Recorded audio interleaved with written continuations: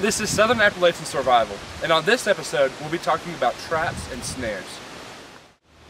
Traps and snares are used in a survival situation to catch wild game to use as a food source.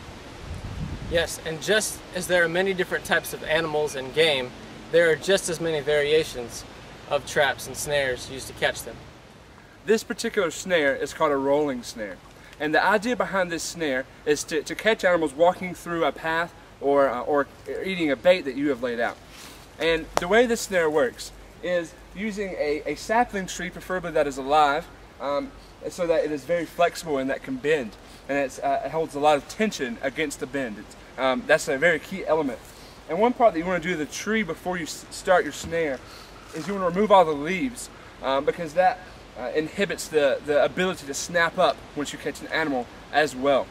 So the first element, the first thing that you want to do when you're building the snare, once you pick your tree, is to take a piece of pea cord or some cordage if you made it, and first tie the pea cord to the top of the tree by using either a bowline or a clove-hitch like we have here.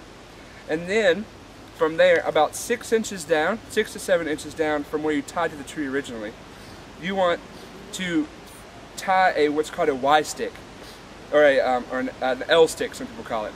So to do that, you want to find a stick shaped much like this. If you can see, it's shaped almost like a kind of going back on itself with a V.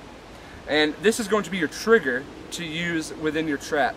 And from there, on the bottom, you tie your noose or your loop using some type of slip knot. So once you have this set up, you want to set up on the ground this type of pedestal. And this pedestal is a more sturdy stick. It's planted in the ground pretty deeply, so it's very strong. And this is used for your trigger stick to match up and to sit on the pedestal. And so once it is being held there, you can take your noose and prop it up on another stick that you've put close to a Y stick to make this opening. So the theory is that once that is sitting there, it's very delicate. It's a very delicate system once we set it up. You can either place bait in here or set it along an animal path and have them walk through it. And when they walk through it, it triggers the system and it tightens up on them, and they go up and they're held there, so you can check your trap and find animals. One important key aspect of setting a trap is location. The location is very important because animals just don't go through every area. Animals generally travel in areas of least resistance. So one place to look for that's very effective is to look for game trails.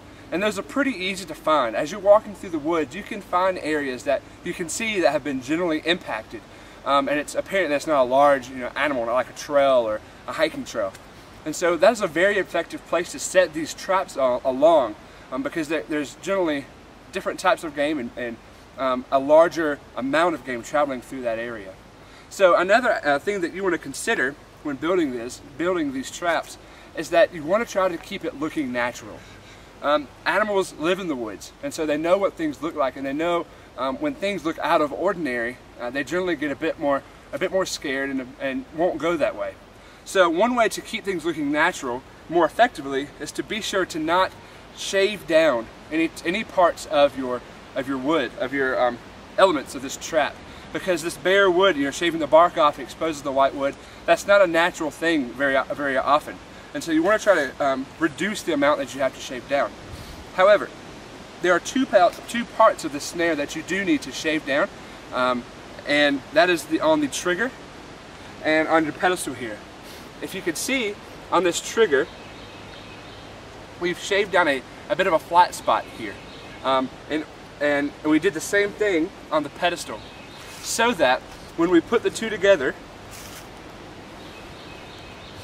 they will match up and they'll hold each other more effectively. And generally you can shave a bit of it to almost to a point here somewhat, so that it's very sensitive, so that anything could set it off, so that you don't have animals coming in and taking your bait and then leaving and not getting caught. So now my friend Ricky is going to set up this system to let you all see how it works and how it functions. But while he's doing that, I want to kind of give you a tip and remind you that you are working with this sapling that does have a lot of energy built up in it. And so while you're trying to set the two pieces together, you really want to be conscious of your face and make sure that the stick doesn't come back and just slap you in the face. That makes for a pretty bad day. And sometimes it does take practice to set this up. You have to really work with your wood and shave it down and make a good pedestal, because sometimes they don't want to go together, but that just takes time and patience.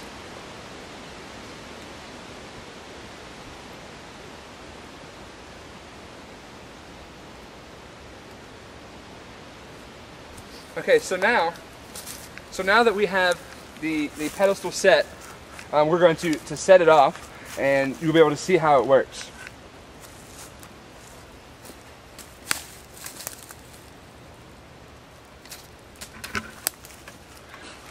So as you can see, the animal is pulled up and held there in the air, so you can come by later and check your traps and see if you have an animal there.